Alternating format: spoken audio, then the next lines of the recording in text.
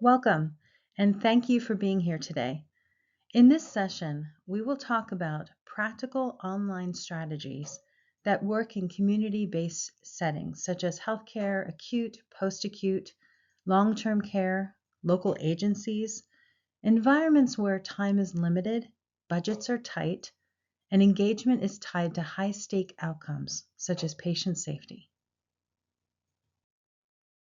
By the end of this session, participants will be able to explain the structural barriers that limit engagement in community-based learning environments, apply the care loop to design learning that strengthens transfer, reinforcement, efficacy, and persistence, and develop a scalable engagement strategy that can be piloted within 30 days in their own setting. This presentation builds on what I call higher ed advantage. Higher education has invested heavily in LMS architecture, gamification models, online feedback systems, and interactive design. Universities do online learning well. Community-based organizations do not need to adopt the full university model, but they can borrow its design strengths. Let me briefly walk you through where we're going. We'll begin by looking at why engagement so often breaks down in the community-based learning environment. Not because people don't care, but because structural constraints make traditional online design ineffective. From there, I'll introduce the care loop and the engagement lens, the framework we use to design learning that is contextualized, active, reinforced, and efficient. Then we'll move into 4 practical strategies in a deliberate order. First, scenario-based learning, because if learning doesn't transfer to real-world decisions, nothing else matters. Second, microlearning and spaced reinforcement, because time is limited and retention requires repetition under low cognitive load. Third, personalization, because community learners vary widely in experience, preparation, and digital confidence, and efficacy requires thoughtful differentiation. And finally, gamification, not as entertainment, but as a structured way to engineer persistence and visible progress. We'll close with a simple method for scaling these approaches so they move beyond one-time initiatives and become part of sustainable practice. My goal is that you will leave not just with ideas, but with a design structure you can pilot within the next 30 days. Before we move into the framework, let me ground this in a real moment. It's 6:45 p.m. A nurse is finishing a 12-hour shift. She has one more chart to complete. A family is asking questions in the hallway. A patient's breathing has changed in the last hour. Earlier that week, she attended a 1-hour education session on end-of-life symptom management. It was thorough, evidence-based, well-designed. But in this moment, she doesn't remember the slides. She remembers the one scenario she had to make a decision through, a communication technique that now helps her respond to the anxious family in the hallway. She remembers the short follow-up question she received 2 days later, and it guides what she does next for the patient whose respirations have changed. That is what intentional design looks like in practice. That is the difference between exposure and reinforcement. Community-based learning operates under conditions very different from traditional university semesters. On this slide, I outlined 5 realities that shape community-based online learning. First, time scarcity and workflow interruptions. Learners are not blocking off study time the way traditional students might. They're fitting training in before a shift, before patient visits, or at the end of an emotionally demanding day. Their learning is constantly interrupted. Second, learner diversity in background and preparation. In community settings, we may be teaching physicians, nurses, aides, volunteers, and administrative staff in the same system. Educational background, digital comfort, and professional experience vary widely. That variability affects how training is received. Third, compliance fatigue and mandatory training overload. Many organizations layer required modules on top of required modules. Professional development often becomes a series of static checkbox style training with minimal interaction. A recent systematic scoping review by Chalker and colleagues in 2024 found that while online continuing education can improve knowledge and confidence, engagement and design quality significantly influence outcomes. In other words, delivery alone isn't enough. How we design matters. Fourth, there is a low tolerance for extra clicks. If learners encounter unnecessary steps, redundant slides, or inefficient navigation, frustration increases quickly. Efficacy is not a luxury in these settings, it is essential. And finally, limited instructional design infrastructure. Many community organizations operate under budget constraints with limited access to dedicated instructional designers. There may also be technology hesitancy and a strong compliance-driven training culture that prioritizes completion over engagement. I've included an image on this slide of a healthcare provider sitting in front of a computer with her head in her hands. She appears distressed or overwhelmed. The image represents the lived reality many frontline staff experience when training feels like one more demand in an already demanding day. In this environment, engagement is not about making learning flashy, it's about making it meaningful, relevant, and efficient. If we waste their time, we lose them. If we respect their time, we earn their attention. Let's pause a moment to reflect. What is one engagement strategy in your online environment that would still work even if the technology changed? On this slide, you see a circular framework titled the Care Loop, a design framework for community-based online learning. The graphic is organized as a four-part circle divided into quadrants, each representing one core design principle. At the center of the circle are the words engage, learn, apply, indicating that the purpose of the loop is to move learners through meaningful engagement towards real-world application. Let me walk you through each quadrant. The first quadrant, labeled C for contextualized, emphasizes real decisions, real constraints, and real roles. This means learning should reflect the actual environment learners work in. It should mirror their daily realities, not abstract, idealized situations. The second quadrant, labeled A for active, focuses on decision-making practice, retrieval and application, and immediate feedback. This is where learners are required to think, choose, and apply, and not just consume information passively. The third quadrant is labeled R for reinforced, highlights spaced exposure, mastery loops, and practice cycles. This means learning doesn't happen once and disappear. It repeats, builds, and strengthens over time. The fourth quadrant is labeled E for efficient, emphasizes personalized pathways, reduced seat time, and scalable design. In community-based settings, efficacy isn't optional, it's an essential component. Learning must respect time constraints while still being meaningful. The circle around in the graphic shows that this is not a linear checklist, it's a loop. Each component strengthens the others. Context makes activity meaningful, activity supports reinforcement, reinforcement improves efficacy, and efficacy makes contextualization sustainable. At the bottom of the slide, you'll see a scaling pathway labeled Scaling and Improvement. It includes 4 steps: pilot, measure, refine, sustain. This reminds us that effective online learning design is iterative. We test small, gather data, improve intentionally, and then scale. The Care Loop gives us a practical way to think about engagement design in resource-constrained environments. It keeps us focused on what matters: engaging learners in real-world thinking, reinforcing learning over time, and doing it efficiently enough to scale. If the Care Loop provides the structure. This slide focuses on the engine that drives it, engagement.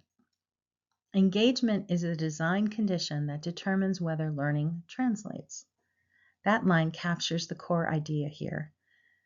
Visually, this slide includes an image of a car engine start button. The engine image reinforces the metaphor. Engagement is the power of the system. Without it, the structure doesn't move. On the slide, I outline 4 ways engagement functions in design. First, it reduces unnecessary cognitive load. That means we remove clutter, redundancy, and excessive information that overwhelms working memory. Cognitive load theory reminds us that when mental bandwidth is overloaded, learning suffers. Second, engagement increases real-world relevance. Learning must connect directly to the decisions learners face. This is where adult learning theory and self-determination theory intersect. Relevance and autonomy increase persistence and motivation. Third, engagement creates feedback loops that strengthen transfer. When learners retrieve information, apply it, and receive immediate feedback, retention improves. Retrieval practice research strongly supports that behavioral dimensions of engagement. And fourth, engagement supports diverse learners through multiple means of engagement. Universal design for learning emphasizes that learners differ in background, confidence, and motivation.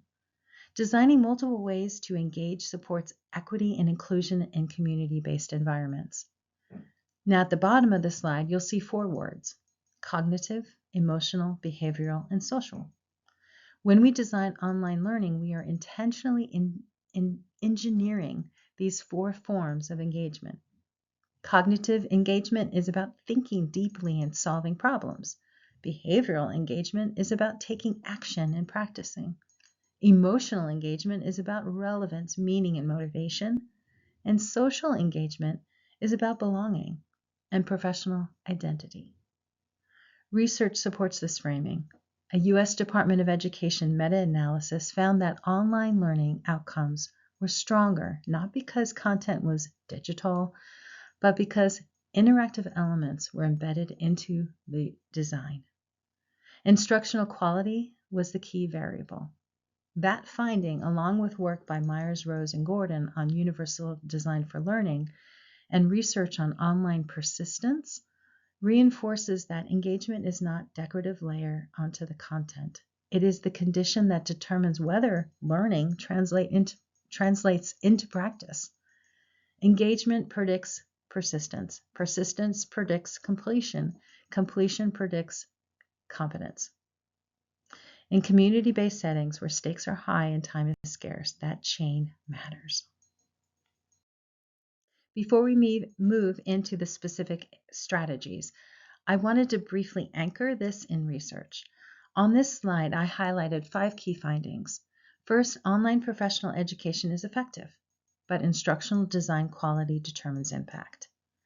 Cook's work in health professional education shows that outcomes depend less on the modality and more on how the learning is structured. Second, interaction improves outcomes. Means and colleagues found that online learners perform better when courses include decision-making, feedback, and application. It wasn't online that made the difference, it was the interaction. Third, scenario and simulation-based learning strengthens confidence and decision transfer, especially in healthcare settings. Steisman's meta-analysis supports this clearly. Fourth, microlearning improves retention when paired with retrieval and spaced reinforcement. Short segments alone are not enough. Practice and repetition matter. And finally, adaptive and personalized pathways increase efficacy when aligned to defined competencies. As Van Maribor's work suggests, personalization must be intentional and competency-driven. The through line across all of this is simple. Design determines impact, and when we embed interaction, practice, reinforcement, and personalization, online learning becomes effective, not just accessible. On this slide, I'm showing a summary table that brings together the 4 strategies that we'll explore. The table has 5 columns: strategy, why it works, evidence anchor, implementation, and measurement. I'll walk you through each row briefly so that you can hear how these connect. The first row is scenario-based learning. Under why it works, it notes that this approach builds decision-making in realistic contexts and strengthens transfer to practice. The evidence anchor references situated learning and simulation research, including Cook and colleagues. For implementation, the example is converting a policy into a 3-step branching case with immediate feedback. And for measurement, you might track scenario accuracy, error patterns, or shifts in learning confidence. The second row is microlearning plus spacing. It reduces cognitive overload and improves retention through repeated retrieval. The evidence anchor includes cognitive load theory and spacing effect, including work by Rodriguez and Butler. Implementation might look like breaking a 60-minute module into 6 short units, followed by a reinforcement question 48 hours later. Measurement includes completion consistency, repeat participation, and retention over time. The third row is personalization. This strategy reduces unnecessary seat time and increases relevance and equity. The evidence anchor references universal design for learning, including Meyer, Rose, and Gordon. Implementation could involve adding a pre-check quiz that allows learners to skip or refresh specific pathways. Measurement might include time to completion, placement accuracy, and learner satisfaction by role. And the fourth row is gamification. Gamification increases persistence and visual progress and reinforces effort. The evidence anchor includes motivation and gamification research, such as Saylor and colleagues. Implementation could include adding a progress bar or trying mastery badges to performance. Measurement might include return visits, pathway completion rates, and mastery achievement. If you look across the table as a whole, you'll notice a pattern. Each strategy connects a theory to practice, practice to measurement, and measurement back to improvement. This isn't about isolated tactics. It's about aligning design decisions with outcomes that we can observe and then improve. If engagement determines whether learning translates, then transfer begins at the moment of decision. In community-based settings, people aren't rewarded for recalling information. They're responsible for making decisions, often under time pressure, emotional complexity, and incomplete information. So the question becomes, are we designing around content review or around decision making? This slide introduced our first strategy, scenario-based learning. On this slide, you'll see 4 ways scenario-based learning strengthens practice. First, decision-making. Learners practice choosing the right course of action rather than simply recognizing correct answers. Second, confidence. Safe, structured practice builds assurance before real-world application. Third, judgment under pressure. Scenarios allow learners to think critically in time-sensitive or constrained situations, the conditions that they actually work in. And fourth, communication skills. Scenarios create opportunities to respond effectively in complex interpersonal interactions. The image on this slide shows healthcare students working with an instructor to practice respiratory resuscitation on an infant mannequin. This represents simulation-based learning in action, a safe environment where learners can practice high-stakes decision-making without real-world consequences. Research consistently supports this approach. Studies in health professional education show that scenario-based and simulation-based learning improve knowledge, skill retention, self-confidence, and decision transfer. Even lower tech, structured branching cases in online environments demonstrate positive effects when designed intentionally. The pattern is clear. When learners must choose, not just review, transfer improves. This slide explains why scenario-based learning works. The first bullet contrasts two questions. Instead of asking, "What do you remember?" we ask, "What do you do?" That shift moves learning from recognition to decision-making. The next bullet highlights that scenarios anchor learning in authentic context. When knowledge is embedded in real-world conditions, it becomes more usable. Context strengthens transfer. The third bullet notes that scenarios reduce extraneous cognitive load because they are relevant. Learners aren't sorting through disconnected information. They are focusing on a meaningful decision. The fourth bullet emphasizes that scenarios require active retrieval and choice. Retrieval practice is one of the strongest findings in learning science. When learners must recall and apply knowledge, retention strengthens. And finally, scenarios embed immediate feedback. Feedback corrects error patterns early and reinforces applied judgment. Research in health professional education consistently supports this. Scenario-based and simulation-based learning improves knowledge, skill, confidence, and decision transfer, even when delivered through structured, lower-tech branching cases. In short, relevance reduces overload. Choice activates retrieval. Feedback strengthens transfer. That is why scenarios work, and that's what we will build next. On this slide, you'll see a simple stacked model that outlines the structure of an effective online scenario. The visual looks like a staircase or layered blocks. From the top to bottom, the steps are labeled case, decision, outcome, explanation, next decision. This model is intentionally simple and scalable. It begins with a case, a brief, realistic, and focused case. On the slide, the example reads, a person is short of breath. What is your first action? Then comes decision. Learners choose an action. For example, call the RN, get the oxygen, or chart. Next is the outcome. The system provides immediate feedback about what happens as a result of that choice. Then comes explanation. This is where you connect the response to perhaps a policy or best practice or clinical reasoning.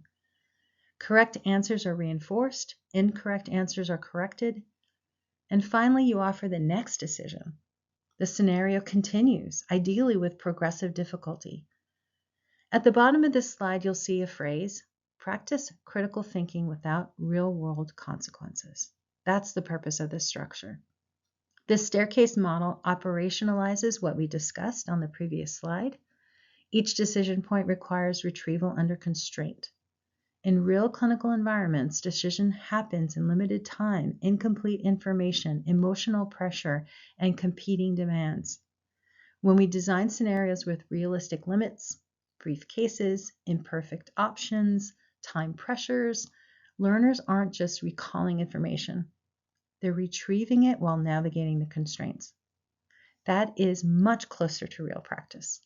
And because this structure is modular, you can build it with basic LMS quiz logic or simple branching tools. It doesn't require high fidelity simulation to be effective. This slide shows how a live teaching strategy can be translated into online scenario-based learning. Visually on this slide, there are 4 icons across the top. The first icon shows 2 people with a question bubble representing discussion. The second shows a computer representing digital delivery. The third shows 2 vertical bars representing branching or choice. And the fourth shows a figure juggling multiple elements representing complexity in practice. In the live version of Morphine Myths, I present a statement and I ask the audience to decide myth or true. The learning happens in the moment that they commit to an answer, and I immediately explain the rationale. To increase engagement in the live setting, I built simple branching in PowerPoint using hyperlinks between the slides. Depending on the participant's response, the slide deck delivers different feedback. It mimics interactive decision-making even without the advanced software. In an on-demand environment, such as Canvas or another LMS, the same instructional structure becomes more powerful. The learner sees the statement, selects myth or true, and receives immediate answer-specific feedback. Correct responses are reinforced, incorrect responses are corrected immediately. The technology allows the system to respond like an instructor in real time. There's also a low-tech version. I embedded the myth statement into a video, and I asked the learners to pause and decide before revealing the answer. Even without interactive branching, requiring a committed response activates retrieval and reflection before a feedback is delivered. To deepen this into true scenario-based learning, I added context. For example, you are visiting Mr. Lopez, a hospice patient with advanced COPD. His daughter says, "I don't want you giving him morphine. Morphine speeds up death." Now the learner must decide whether that statement is myth or true and receive immediate clarification. Then I follow up with a question. What is the best next response? At that point, the learner is participating not just in knowledge recall, but communication and therapeutic response. At the bottom of this slide, you'll see some key takeaways. Active learning requires the learner to think, decide, and receive feedback. This is formative assessment embedded with instruction. It surfaces misconceptions and corrects them in the moment before they influence real-world care. Scenario-based learning builds context and decision-making, but even a strong scenario is rarely enough after a single exposure. Retention requires reinforcement. That's where microlearning becomes essential. On this slide, I define microlearning clearly. The first bullet describes it as a 3 to 7 minute learning segment built around a single objective. That focus is critical. One concept, one decision, one skill. The second bullet explains that microlearning is designed to fit into real workflows and reinforce learning over time. In community-based environments, long-form education competes with fatigue, interruptions, and competing demands. Microlearning respects those constraints. The third bullet reminds us that working memory is limited. Cognitive load theory, introduced by Sweller, shows that when too much information is delivered at once, retention drops. Microlearning narrows the cognitive load by focusing attention. The fourth bullet states that single reminder questions 48 hours later significantly strengthens retention. This is where spacing matters. When learners re-encounter key ideas through brief prompts or applied questions, they engage in retrieval practice, and retrieval strengthens memory. The final bullet makes an important distinction. Microlearning is a delivery format. Retrieval and spacing are the mechanisms. And that distinction is critical. Short content alone does not guarantee learning, reinforcement does. At the bottom of this slide, I cite recent systematic reviews on microlearning and mobile-based adult learning, along with Sweller's foundational work on cognitive load. The research consistently shows that short, focused segments improve outcomes when paired with retrieval and spacing. So microlearning is not just a shorter content, it's short cycles of reinforcement, focused learning, active recall, and timely feedback that's delivered in a way that aligns with how professionals actually work. This slide compares two approaches to professional education. On the left side, labeled traditional model, you see 4 elements: a 60-minute annual module, dense slide content, a 10-question quiz at the end, and no follow-up. This module concentrates information into one high-density event. Learners consume a large amount of contents at once, they complete a quiz, and then move on, often without reinforcement.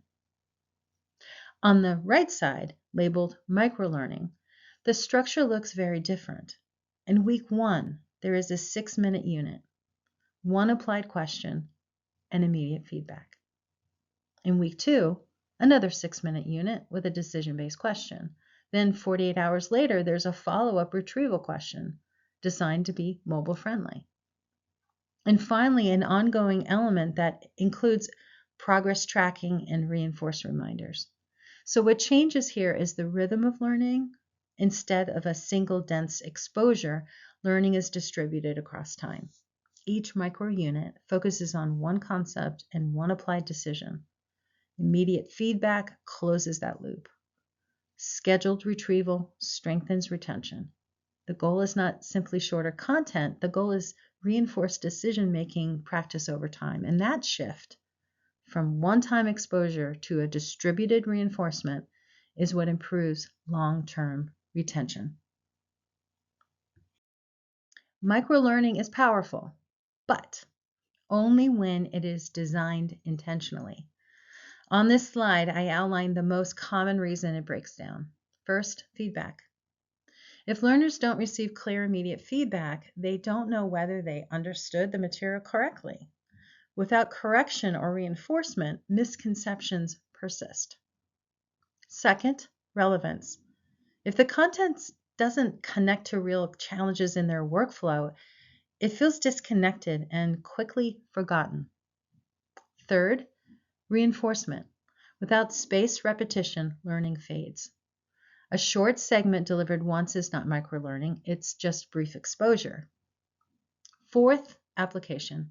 If learners aren't asked to practice or apply what they've learned, the segment becomes passive consumption rather than active learning. And finally, microlearning fails when it becomes too short or too fragmented. When units lack continuity or narrative structure, learners experience isolated pieces of contents rather than a coherent learning arc. The image on this slide shows a person sitting in front of a laptop with a frustrated expression. Around them are floating icons, clocks, questions, puzzle pieces, chat bubbles, representing distraction and cognitive overload. It illustrates what happens when learning feels fragmented and disconnected. Without feedback, relevance, reinforcement, application, and continuity, microlearning becomes just shorter content, not stronger learning. The goal is not compression, the goal is reinforcement. I'd like to share a practical example of microlearning from hospice education. On this slide, you'll see a one-page education flyer that was developed. It includes a large headline at the top that reads, "Do you have a patient who is nearing end of life?" Beneath that are several sections with short prompts, such as what to expect, symptom management, supporting loved ones, and what we feel as caregivers. Along the right side are multiple QR codes, each linking to a specific resource, such as symptom protocols, empathetic communication guidelines, stress support tools, and a short video. The bullets on the slide summarize the design shift. First, we identified a gap in end-of-life educational competence. Hospital clinicians were highly competent, but not always deeply trained in the nuances of active dying, medication titration, or emotionally charged family conversations. Second, our initial response followed the traditional lecture model. We developed a comprehensive session and delivered it multiple times. It was thoughtful and well received, but retention was low. So we reframed the problem. Instead of asking, how do we teach end-of-life care? We asked, what do clinicians need at the moment they are caring for the patient nearing end of life? And that shifted, that led to this third bullet. We designed the QR code-based just-in-time support. The flyer allowed clinicians to scan a code at the bedside, immediately access a focus-based resource aligned with the decision they were facing, whether it was symptom management, communication, or self-regulation. The fourth bullet highlights that we linked learning to real bedside decisions. So instead of relying on memory from a prior lecture, retrieval happened in the workflow. And finally, we observed behavior shifts and strengthened partnership within the hospital. Over time, we saw fewer inappropriate medication titrations, improved recognition of actively dying, and stronger collaboration that ultimately expanded to and inpatient hospice services. What this illustrates is that microlearning is not simply about shorter content. It's about reducing that cognitive load, embedding retrieval into real practice, and creating reinforcement through repeated exposure during actual patient care. In terms of the care loop, this strengthens that reinforced dimension, shifting learning from a single education event to a repeated practice cycle embedded in real work. Microlearning helps reinforce key concepts efficiently, but it still assumes that everyone needs the same reinforcement. In community-based education, that's rarely true. Learners come from different roles, preparation levels, experiences, and confidence with technology. If we force everyone through the same pathway, we create redundancy for some and cognitive overload for others. On this slide, I outline what personalization actually does. First, it reduces redundancy. Learners don't need to repeat content they've already mastered. Second, it aligns learning to the role. A nurse, a hospice aide, a social worker may all encounter end-of-life care, but their decision points differ. Third, personalization respects the learner's time. In workforce settings, time is limited. Efficient design is ethical design. Fourth, it strengthens the efficient dimension of the care loop. Efficiency here means matching learning time to learning need, not cutting content, but calibrating it. Universal design for learning supports this approach. Multiple pathways increase engagement and promote equity.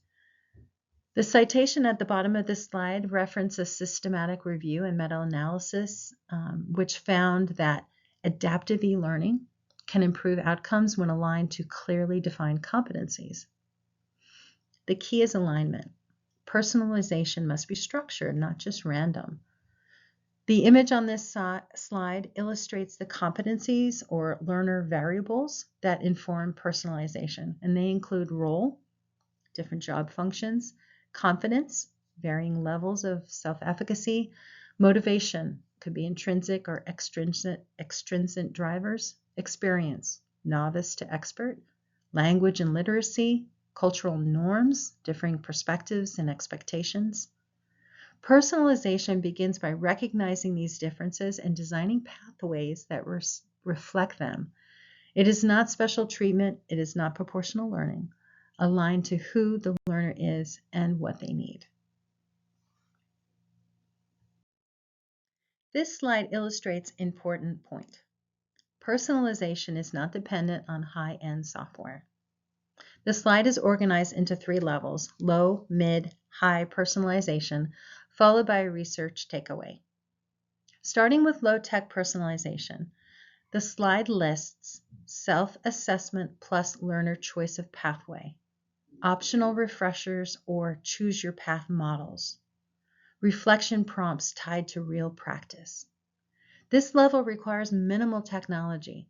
Learners share a common foundation but are given structured choices and opportunities to apply content to their own context. Moving to mid-level, personalization becomes more structured. Optional pathways based on role or experience, role-based learning tracks, competency checklists with targeted resources, adapted release based on quiz performance. Here, personalization is aligned to define competencies and learning roles. It becomes more systematic, but still achievable within a LMS platform. At the high-end tech level, this lists adaptive platforms with AI support, systems that target identified gaps, AI-supported practice questions and feedback loops, mastery-based progression. These systems can reduce time to mastery by dramatically adjusting the pathway. However, the research takeaway at the bottom of the slide is crucial. Adaptive learning shows that the strongest results when it is tied to clearly defined competencies, targeted feedback, appropriate difficulty adjustment, and pacing based on mastery. It is not effective when it simply recommends content like a playlist. The real driver, again, is design. Start where your resources allow you to start. Even simple personalization improves learner experience and efficacy. And importantly, personalization does not mean learners work alone. It means that they share a common foundation but receive different paths to mastery. And that is the principle of what we built into our IHPC course model. When we talk about personalization in online education, it's often framed as algorithm-driven adaptive sequencing. But in community-based interprofessional education, personalization looks a little different. Let me share an example from our Interdisciplinary Hospice and Palliative Care Review, or IHPC program. On this slide, the first selection is labeled Shared Learning Builds Teams. The IHPC is an 8-week hybrid model that includes 10 on-demand modules, 2 live 4-hour virtual review sessions. We've enrolled physicians, nurses, nurse practitioners, RNs, LPNs, hospice aides, social workers, chaplains, doulas, and administrators, locally and nationally. Everyone learns the same team-based hospice foundations together. That shared core builds interprofessional cohesion, but personalization is layered into the design. The second section of the slide is labeled Targeted Pathway Mastery. Personalization occurs in 3 ways. First, role-based reflection. Each module includes a domain-specific prompt applied to the learner's own practice. The content is shared, the meaning making is personal. Second, individual feedback. I respond directly to each learner's reflection and then provide a short synthesis video for the cohort, highlighting patterns and interdisciplinary insights. And this creates personalization through dialogue, not software. Third, discipline-specific pathways. While hospice practice is shared, certification competencies differ by discipline. At the end of the course, each learner receives a mapped pathway aligned to their certification blueprint, including a gap identification and targeted study guides and review questions. So the cohort moves through a shared experience, but each learner leaves with a distinct roadmap. This module reduces redundancy, minimizes unnecessary seat time, and focuses efforts where mastery is still needed without fragmenting the team. In community-based education, personalization does not require separating the learners. It requires a thoughtful design, a shared core, reflective differentiation, and targeted reinforcement. That is personalization as stewardship. We've strengthened contextualization through scenarios. We've strengthened reinforcement through microlearning. We've strengthened efficacy through personalization. The remaining challenge is persistence. How do we keep learners moving through the loop in high-fatigue clinical environments? That's where gamification becomes powerful, but only when framed as behavioral design, not entertainment. On this slide, you'll see the word gamification centered within interlocking puzzle pieces and gears. Around it are words like learning, user engagement, challenge, reward, and achievement. The image reinforces that gamification connects multiple elements, motivation, feedback, progress, into the functional system. The bullets on this slide highlight what meaningful gamification supports. Competence, I can master this. Autonomy, I have meaningful choices. Relatedness, I belong to a team. These come directly from self-determination theory. You'll also see progress is visible, behavior is strengthened, participation is repeated, progress is motivated. So points alone are weak. Points without performance feedback produce minimal impact. The research is clear. Meta-analysis by Saylor, Hammery, and others show that gamification improves motivation and learning outcomes when elements reinforce competence and autonomy. Dichev and Ducheva caution that poorly aligned mechanics, points without meaning, have little effect. And recent work by Lee and colleagues confirms that intrinsic motivation increases when autonomy and relatedness are supported. So in community health education, gamification is not play for play's sake. It is structured progress, performance-based feedback, social reinforcement. In environments where attention is scarce and cognitive load is high, gamification helps sustain behavioral engagement. Design must drive the game, not the other way around. On this slide, you'll see a playful image of a mobile device with a trophy and a game controller. It represents traditional tech-driven gamification. But the real point of the slide is contrast. On the left, under higher education, the bullets list LMS dashboards, digital badges, app-based streaks, analytic-driven progression tracking. These are all common in university or corporate environments. On the right, under community setting, the bullets shift. Physical game formats, group competition, visible mastery moments, immediate facilitator feedback. The behavioral principles are the same. The delivery mechanism changes.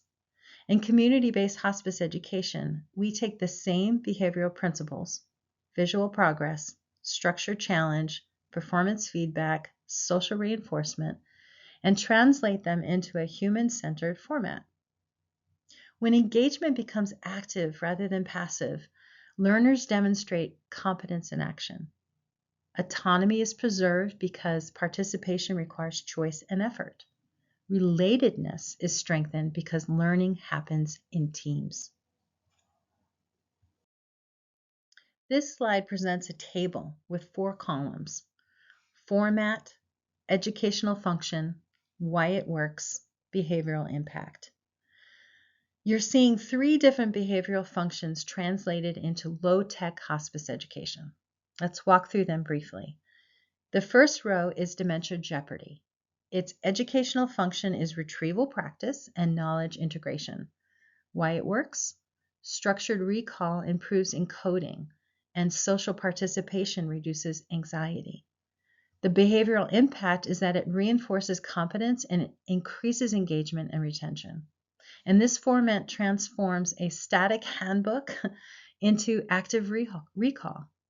Learners retrieve information under mild competitive pressure, receive immediate feedback, and persist because the experience is social and slightly playful. The second row is the cardiac escape room. Its educational function is applied problem solving under time pressure. It requires integration of symptom recognition and escalation pathways. The behavior impact is strengthened mastery and increased persistence through challenge. This format mimics clinical urgency without clinical risk. Teams synthesize knowledge in real time. Mastery becomes visible. The third row is respiratory improvisation. Its educational function is experiential rehearsal of equipment and comfort interventions. It works because humor lowers barriers and improvisation increases cognitive flexibility. The behavior impact is increased autonomy and stronger team cohesion. This format reduces anxiety around technical language and allows staff to explore knowledge gaps safely. And across all 3 examples, notice what remains consistent. At the bottom of the slide, you'll see clear learning objectives, performance-based feedback, social reinforcement, visible mastery moments. The format changes, the behavior architecture does not. That is meaningful gamification. This slide asks an important question. What persists after engagement? What persists is not the activity itself. It's the reinforcement strategies around it. On this slide, you'll see a table with 3 columns: layer, function, behavioral outcome. And then under layer, you'll see 4 different engagement strategies. So the first row is engagement activities, and their function is active retrieval and problem solving. The behavior outcome is activation. These games and scenarios and group challenges energize learning. The second row is practice sheets.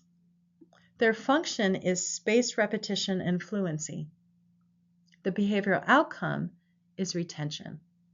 Between sessions, we use low-tech reinforcement tools, word searches, matching exercises, terminology scrambles. And these are not trivial activities. They create repetitive, low-stakes retrieval that strengthens language frequency and concept recall. The third row is the passport, a physical book that learners receive stamps as they progress through. The function is visible mastery tracking. The behavioral outcome is competence. The passport makes progress visible across the year, not just within an event. It tracks competency development. The fourth row is team progress bar. It functions as a collective accountability. It's not an individual's progress, but a team's progress. The behavior outcome is persistence. Instead of ranking the individual, we track team progression. The focus shifts from who is ahead to how far have we moved together. And that preserves dignity while reinforcing shared accountability. So, games activate engagement, practice sheets reinforce retention, the passport clarifies mastery, the team progress bar sustains persistence. Multiple reinforcement layers. That is what persists. Up to this point, we've walked through the care loop. We've strengthened contextualization and active decision-making through scenarios. We've reinforced learning through microlearning. We've increased efficacy through personalization. We've sustained persistence through gamification and layered reinforcement. Now the question becomes, how do we make this scalable? On this slide, the image shows a clinician participating in a virtual meeting, multiple professionals on shared screens.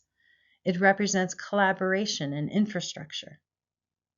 Higher education operates within established systems, learning management platforms, accreditation cycles, semester structures, analytic dashboards. There is a container that sustains engagement. Community education often does not have that container. It frequently operates through one-time workshops, in-services, grant-funded pilots, or isolated trainings.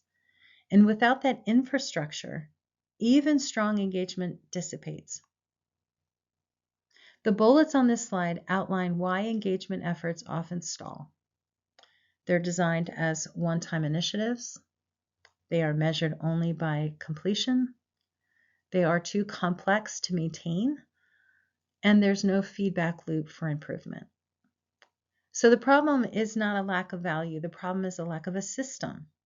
If we want engagement to persist, it must move from evidence-based design to infrastructure-based design.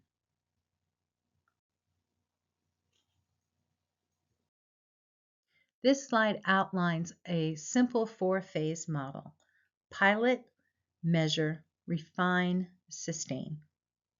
The table has 5 columns: phase, key question, what you do, what you learn, and outcome. And let's walk through it briefly. The first phase is pilot. The key question is, does this design activate engagement? You implement one module, one unit, or one learner group with intentional design.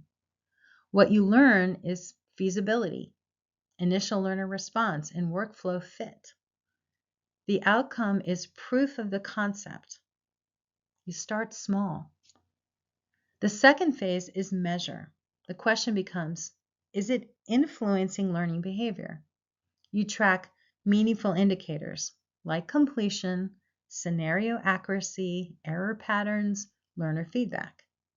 You learn where comprehension is strong or weak, or where friction exists. The outcome is data-informed insight. Now, the third phase is refine. Now you ask, how can this improve or adapt? You adjust content, format, and delivery.